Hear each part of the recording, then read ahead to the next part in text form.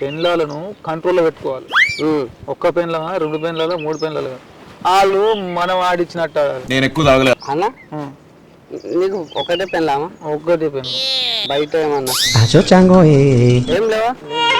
ఉన్నా కూడా చెప్పండి.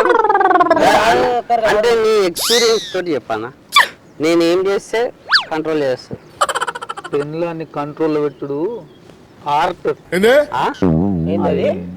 Art art art. పెన్లం అనేది మనం కీ దింపితే అది తిరగాలి.